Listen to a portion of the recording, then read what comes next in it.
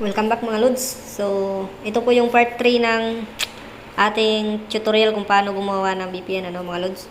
So, sa ngayon mga Lods, yung ituturo ko sa inyo is kung paano natin i-update itong application na to or may dialog na lalabas mga Lods. So, for example, may magsasabi na dialog na new update available. So, ganun mga Lods.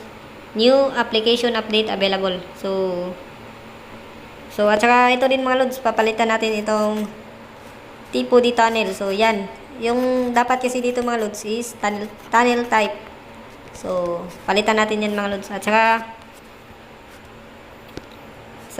ito mga Lods. So, ito yung sinasabi ko na update. Ito.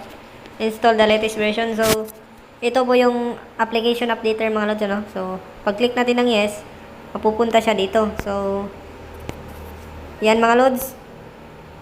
So, lalabas siya tuwing may ina-update ka. Ganun mga Lods.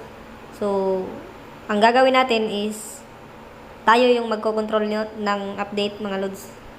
Kasi itong nagkocontrol nito is yung owner talaga ng owner ng SRC mga Lods . So, hindi na natin patatagalin pa mga Lods. So, mga Lods, kung bago ka pa lang sa aking YouTube channel, pa-support na lang mga Lods . Ito pala yung subscriber ko ngayon mga Lods. So yan, at saka viewers ko. So mga Lods, papalitan ko muna ulit ng icon, yung icon ng aking application kasi para gumanda mga Lods . Para maganda siya tingnan. So replace. Yan. So ito na siya mga Lods. So,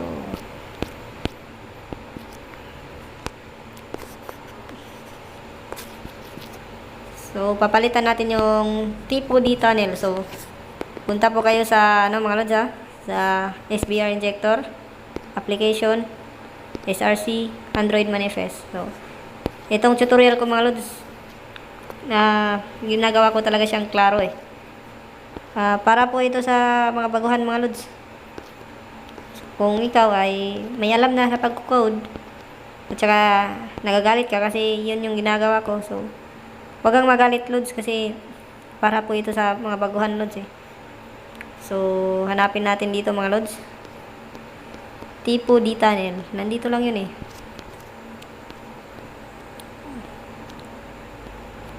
Ito mga Lods. So, nasa line 143. Tipo D tunnel. So, palit natin dito is tunnel type. Tunnel type. So, save natin mga Lods. At saka ito din mga Lods, yung papalitan din natin is itong exit saler. At saka pag nag-import ka mga Lods is nakikita natin dito is BR injector. So papalitan natin yan ng pangalan ng ating application mga Lods. So SBR injector mga Lods . Papalitan natin yun mga Lods. Uunahin natin yung saler. So, yung exit mga Lods, ito. So, exit. Palitan natin ng exit up. Wag na. Exit lang mga Lods. Para maganda. So, para makapunta ka dito sa main menu. So, ito. Makikita naman dito mga Lods, Sa app, SRC, rest, tapos menu, tapos makikita mo dito yung main menu. So, sa main menu mga Lods, line 35, ayan. Palitan mo ng exit yung saler. So, yun mga Lods. At saka ito din mga Lods. Ito. Clear settings. Ito. Restore default settings. So, ang para dyan kasi mga Lods is clear settings. So, palitan natin mga Lods. So, pagpasensyahan nyo na mga Lods, Baguhang vlogger lang mga Lods. Yan. Save natin. So, yan. Napalitan na. At saka, yung SBR injector sa pag-import. So, yung gagawin natin, punta tayo dito sa upper right corner, 3 dots. Click natin yan. More. project. Mali. So, 3 dots, more. Tapos, find, tapos, find in project. So, search natin yung SBR. Mga big letters yun mga lods. SBR. Tapos, injector. So, ganyan. So, sa akin mga lods, di ba yung pangalan ng aking VPN is, yung ginawa ko is Dark Droid. So, sa akin kasi, gusto kong palitan yung pangalan ng aking VPN. So, papalitan ko siya ng proxy tunnel. Para maganda naman mga lods. So, gagawin kong proxy tunnel yung ano ko mga lods, ano? Dark Droid. Proxy tunnel. So, yan. Hahanapin din natin yung isa mga lods, yung pag nag-export ka. So, ito yun mga lods. So, ito. Sa import config import, palitan natin to ng pangalan natin gusto mga lods. So, at saka dito sa export config. Itong export config mga lods, dito malalagay yung mga config na na-export mo. Kunyari, nag-export config ka. So, dito lalagay yung na-export mo. So, hindi na basta ganun mga lods. Sensyahan nyo na. So, palitan lang natin to mga lods. Gagawin kong proxy tunnel yung ano ko eh.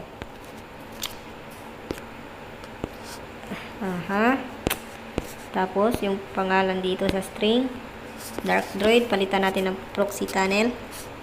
Yan. Para swabe pakinggan mga lods. So, nasa sa inyo yan mga lods kung ano yung ipapangalan nyo. Yung sa akin lang is ganun. So mga lods, para makontrol natin yung update, so napalitan na natin yung mga tunnel type, salir, at saka ganun. Napalitan na natin yung Brazil text. So yung update naman mga lods, so dito tayo sa app src main java com Dark Droid. So yung Dark Droid mga lods, yan yung package name ko, ano. So kung anong pinalit nyo na package name, kunyari, kung hindi mo pa alam yung package name mga lods, nasa part 1 ng video mga lods. So, ito sa akin Dark Droid.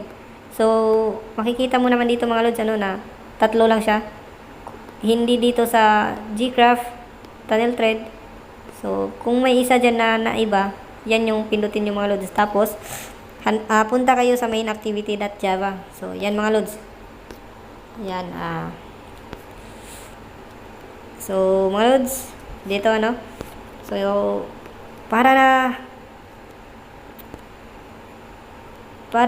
maano natin mga lods, para hindi kayo mahirapan, may technique dyan eh. So, punta muna tayo dito. So, click natin tong 3 dots para hindi na tayo mahirapan. So, click natin itong go to. So, type natin updater. Ayan, dito na. Updater. So, yan.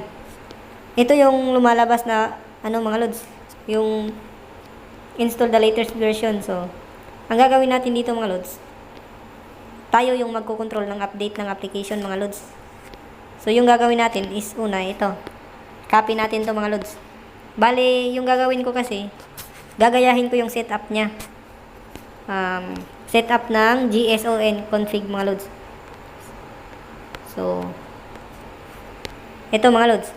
Ito kasi, yung, ayan, SBR injector. Ito yung nakikita natin mga lods, ano?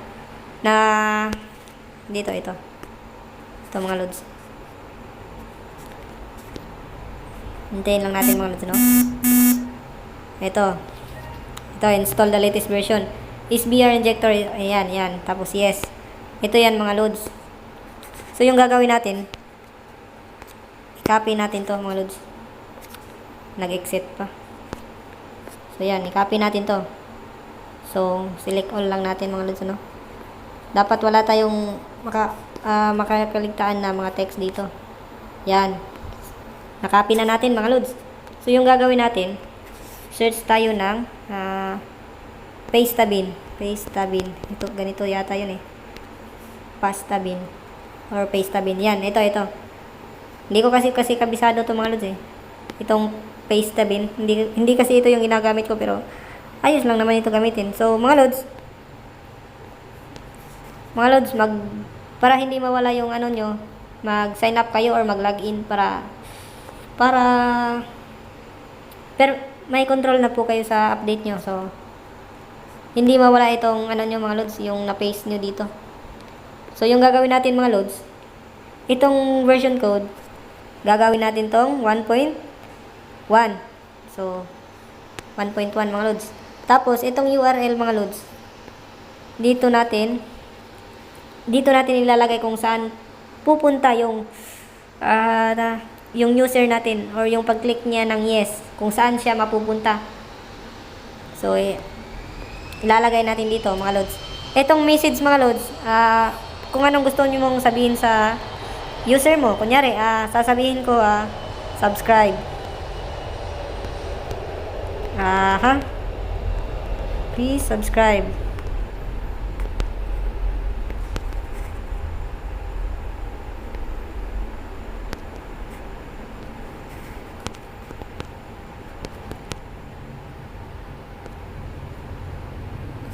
Please subscribe to my YouTube channel. So, yan yung sasabihin ko kunyari mga lods. Tapos, dito naman, sa page name title, yung ilalagay nyo mga lods is updater. Kunyari lang to mga lods, nasa sa inyo na to. Proxy tunnel updater. So, ganun na lang mga lods. Proxy tunnel updater. So, para lang naman maano ko mga lods na. Hindi ko kunyari, madali kong malaman mga lods kasi may pangalan na. So, ito, kunyari lang to mga lods. dropmb.com, kunyari. So, pag-click ng yes ng user nyo, dito siya mapupunta. So, sa link mo. So, kunyari, in-upload mo yung application mo na latest. So, dito na lang. Pag-click niya ng download, automatic download na yung app. So, ganun mga lods. Malaki ring tulong itong application updater mga lods kasi hindi mo na kailangan mag-post ulit or mag-post kunyari nag-upload ka doon sa ano mga lods, sa Facebook group mo. So, hindi na kailangan mag-post ulit ng new update. So, ganun mga lods. Pasensya nyo na mga lods So, dito mga lods, nakikita natin nawala yung isang ganito. So, ito mga lods, pinaka-importante po talaga to mga lods. So, dapat mga lods, merong mga ganito lods. Hindi ko alam kung anong tawag dyan Ito. Dito naman, makikita natin dito sa last part, dito sa YTC, wala siyang ganito yung parang slash. Hindi ko alam anong tawag dyan So, hayaan nyo na yan mga lods. Basta yung importante, huwag nyong tanggalin yung ito at saka ito. At saka dito mga lods. Yung setup kasi nito mga lods is GSON. So, ayan na. Wala na akong oras mag-explain nito mga lods. Basta, huwag nyong anuhin to mga lods. Ito. Huwag nyong tanggalin yan. At saka ito. Huwag nyong palitan tong version code, URL, message. Huwag nyong palitan yan.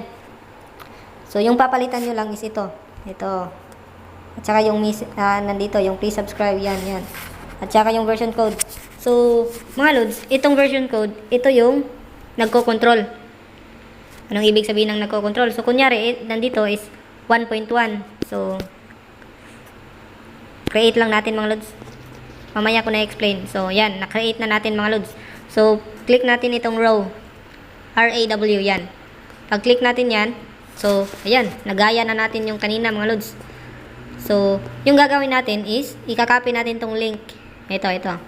Copy natin yan. So, balik tayo sa sinasabi kong version code mga lods. Itong version code, 1.1. So, pwede natin yan itapon basta na-copy natin yung link, no? Ito. May tao mga lods. So, yun. Pag na-copy na natin yung link, paste natin dito, palitan natin to. Huwag natin ulit tanggalin tong itong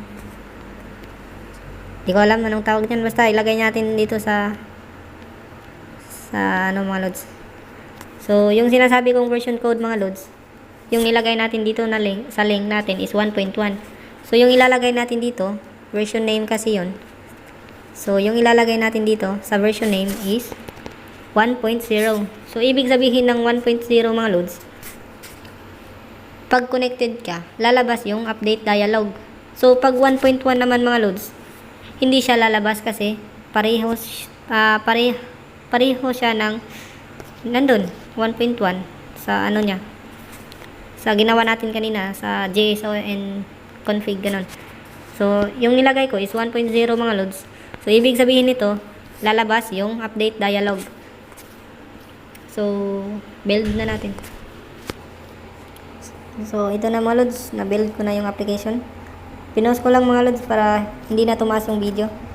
So click natin yung install. So yung version name ko mga lods is 1.0.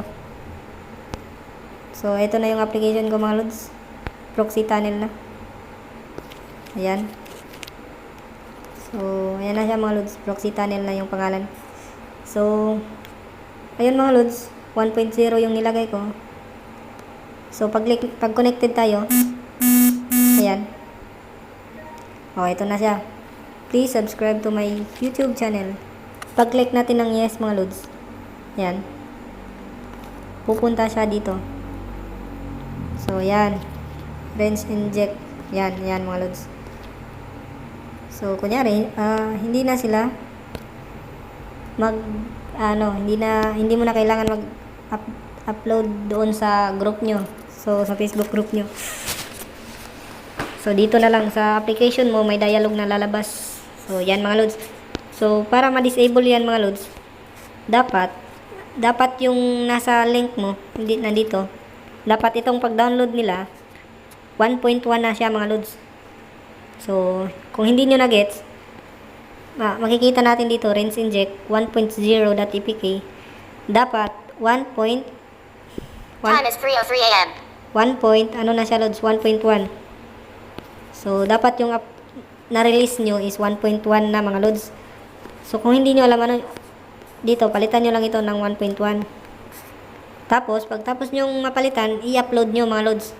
Ganon, upload. Kung hindi nyo pa rin na-gets mga lods, ito, 1.1. Build natin yan. I-post ko lang yung video mga lods. So, i-post natin mga lods para hindi na tumaas yung video. So, ito na siya mga lods. Tapos ko na siyang ma-build at i-install. So, yung version yan is 1.1. So, ibig sabihin, hindi na lalabas yung dialog. Kasi 1.1 eh. So, try natin i-connect mga lods kung lalabas pa ba yung dialog. Yan. Connected na. So, walang lumabas mga lods. So, yan. So, kung hindi nyo pa rin na-gets mga lods, paano gamitin yung application updater. So, ganito lang yan mga lods.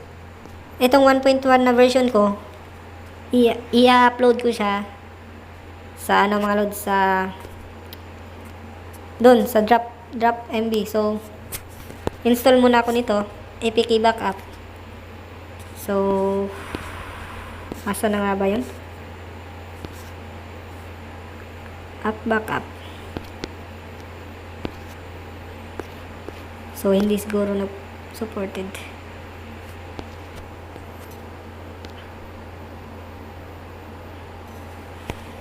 Asan na kaya yun? I-post ko lang mga lods.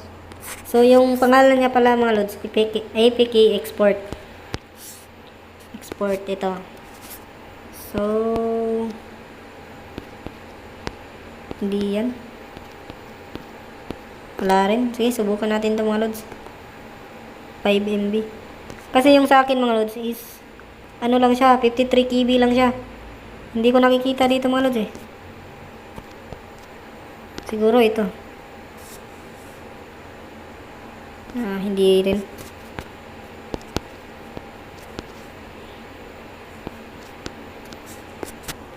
So, ayan, na-install ko na. Hindi ko kabisado to mga lods.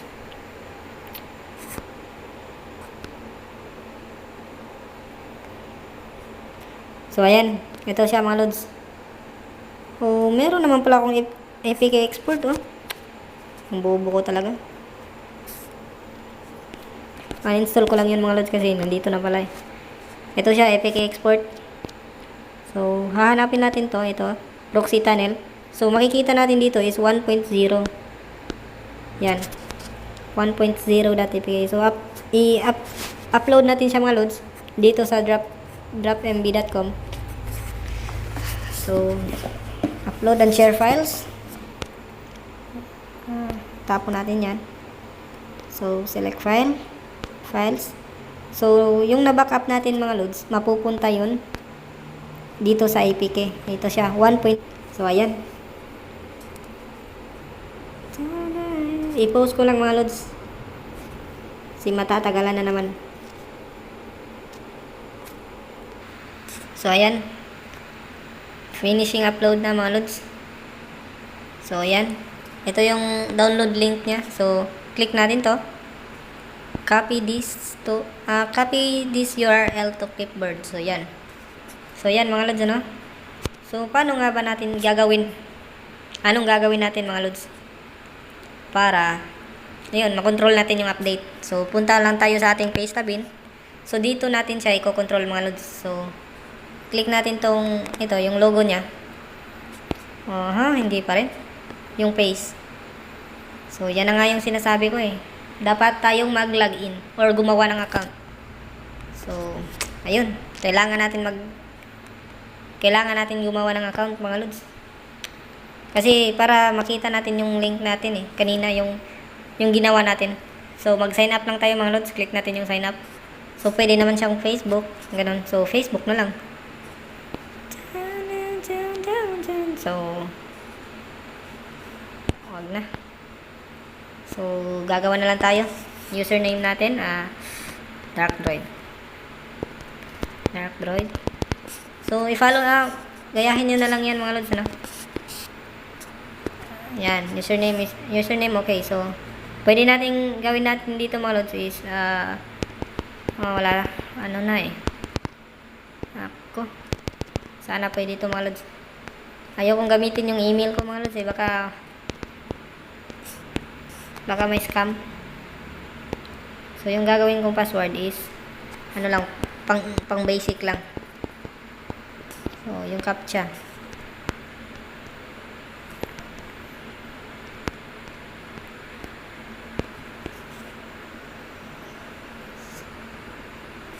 So, ayan.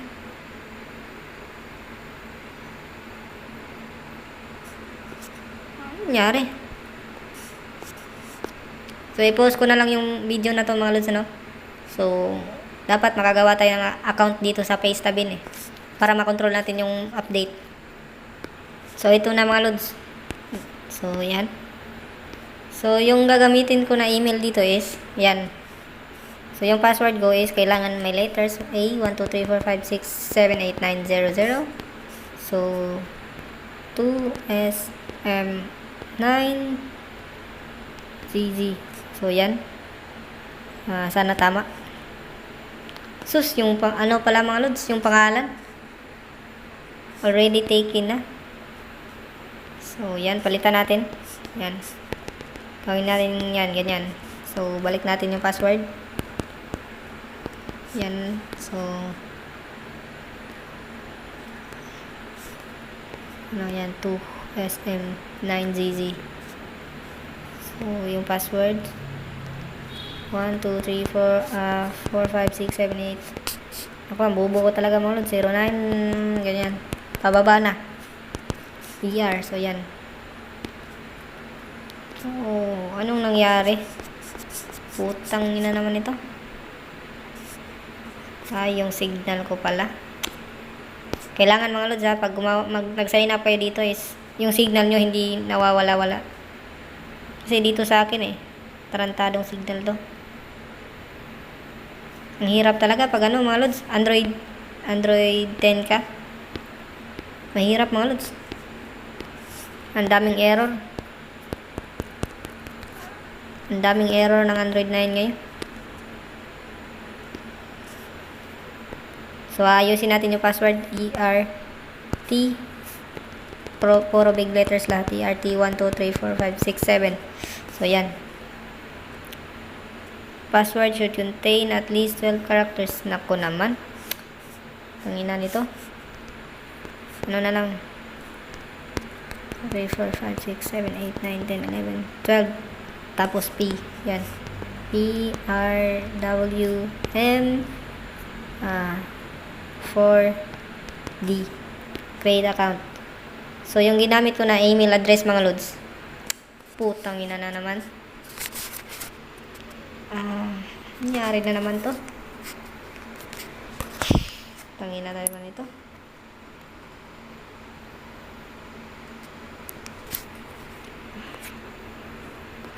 So, ayan na mga lods. Nakagawa na ako ng account.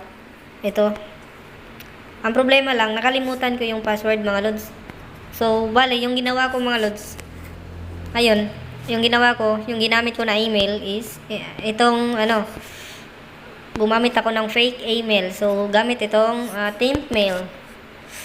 Ayun, basta ginamit ko yung temporary email. So, search lang kayo dun sa Google, temp mail or temporary email. So, yan na mga lods.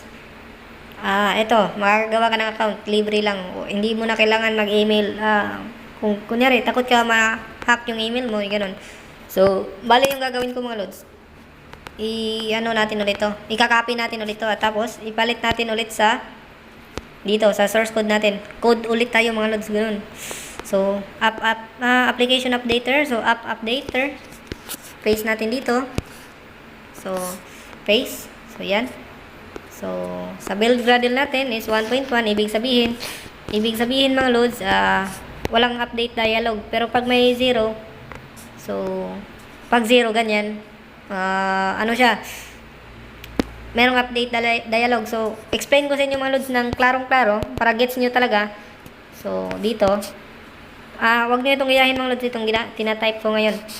So, dun sa ating paste tabin, nakalagay doon 1.1 mga loads, di ba? So, kunyari, sa update release nyo, yung na-download na nila. So, kunyari, pag-click na nila ng yes mga loads, pupunta doon sila sa link. Tapos, nag-click sila ng download. So, yung na-download nila is 1.1. 1.1. So, hindi na lalabas yung dialog mga loads, di ba? So, kung gusto mo ulit lumabas yung update dialog, papalitan. So, ito yung paste tabin. Ayan, lagyan natin to ng paste tabin. So, ito. Ayan, pbin na lang. Pbin, ganyan. Ibig sabihin, paste tabin. Itong 1.1 na to. So, sa paste tabin nyo, so, 1.1. Ito, sa app, application, app mo. Itong sa paste tabin mo is 1.1 at saka yung sa application mo, no, user, yung gamit ng user. So, lagyan natin ng UApp. Ibig sabihin ng UApp, user application, yung ginagamit ng user mo is itong 1.1. So, sa paste tabin mo naman is 1.1. Ibig sabihin, wala siyang update dialog mga lods. So, sa paste tabin nyo mga lods, pag pinalitan mo ng 1.2, tapos, isi-save mo siya mga lods, lalabas yung update dialog. So, ganun mga lods, lalabas na naman yung update dialog. So, dapat, yung ida-download ng user mo is 1.2 mga lods. So, papalitan mo tong version name ng 1.2. Ganyan. Tapos, i-upload mo. Pag click nila ng download, magiging 1.2 na yung ginagamit nila. Ito, magiging 1.2 na. So, wala nang update dialog mga lods. Kumbaga mga lods, pag pareho yung gamit ng user, UApp, user yan mga lods. Pareho sila ng version name. Kunyari, sa user mo, yung ginagamit niya is 1.2 at saka sa paste tabin mo is 1.2 din. So, walang update dialog na magaganap or magpapakita, mga lods, di ba? Pero pag yung user mo, yung niya is 1.1, so merong update dialog na lalabas, mga lods, di ba? So, ganun lang mga lods. So, napalitan ko na 1. Nakalagay doon 1.1. So, gagawin kong 1.0. Save. Tapos, build ko lang. So, ibig sabihin itong slash mga lods ganito, disable text or hindi nababasang text sa Java. So, delete ko lang yan. So, save. Tapos, build ko lang yung application. Post ko lang yung video para, para hindi na tumaas. So, ayan mga lods, install ko na. Pag-click natin ng open, ayan. So, mga lods, di ba, pinalitan natin yung tunnel type. So, ito na siya mga lods, Yung kanina. Hindi ko lang napakita sa inyo. Yan, tunnel type yan mga lods. Hindi na siya Brazil. Brazil yung text. So, yan, tunnel type na siya mga lods. So, pag-connect natin mga lods, itong version ng ginagamit ko na application is 1.0, ayan. Kita naman natin dito. Meron siyang lalabas na update dialog. So, pag-click ng yes niyan, mapupunta siya sa version 1.1. So, 1.1 mga lods ito. Itong nandito na link. Ang lag pa. Ang lag na naman. Ang lag talaga. So, yan na lang mga lods. Hindi ko na itutuloy ito kasi ang lag. So, yan. So, yan mga lods, Meron siyang update dialog na lumalabas.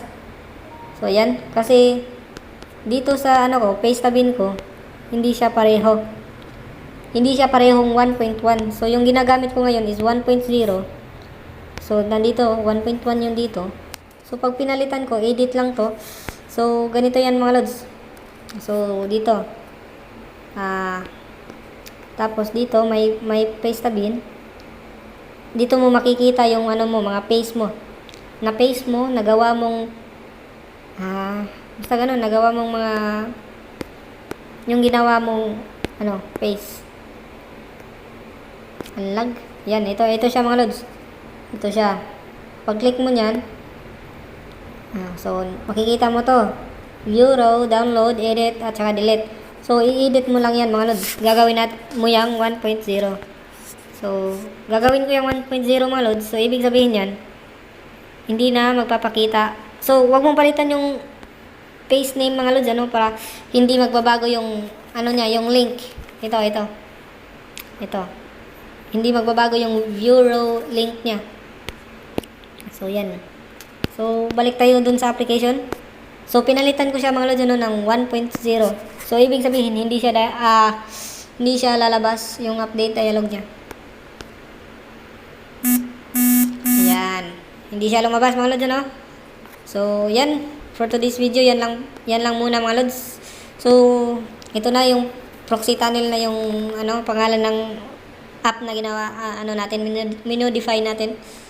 Pagpasensyahan nyo na mga lods, yung vlog ko, Magulong-magulo. Sana naintindihan nyo. At saka, dito mga lods, sa import file, naku, hindi siya nagpakita mga lods. Laking problema to. So, kaya hindi siya nagpapakita mga lods, kasi hindi tayo nag-export. So, try natin mag-export test. Yan. So, try natin mag-import file. So, ayan. Yan lang pala mga lods. So, ito yung test. Naku. Nakalimutan natin itong palitan mga lods. Yung SBR. So, ganun lang din yung gagawin nyo mga lods. So, dito. Ituturo ko na lang din sa inyo mga lods. So, 3 dots, more, find in project. Yung gagawin nyo dito mga lods is dot. Huwag nyo kakalimutan yung dot SBR. Ganyan. I-search nyo yan mga lods. Tapos, ayan. Pag nakita nyo yan, palitan nyo lang lahat. Papalitan nyo ng kahit anong gusto nyo. Kung anong gusto nyo niya, yung extension name. So, yung gagawin ko mga lods is papalitan ko ng .proxy. Proxy. Proxy na lang, ganyan. Proxy. Papalitan mo lang yan mga lods. So, yan lang. Pag napalitan mo yan mga lods, ito yung file extension niya, kumbaga mga lods. So, .proxy. Proxy tunnel kasi yung pangalan. So, sa next video natin mga lods is, ituturo ko sa inyo kung paano tayo magkakapera nito mga lods, na super legit mga lods, at saka hindi lang maliit yung kita. Malaki yung kita natin dito mga lods pag ganito. So,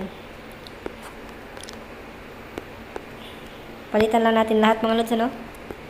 That is BR. So, naging proxy na. Proxy. Ayos na. So, try natin i-search ulit mga lods kung meron pa ba. Find in project that is BR.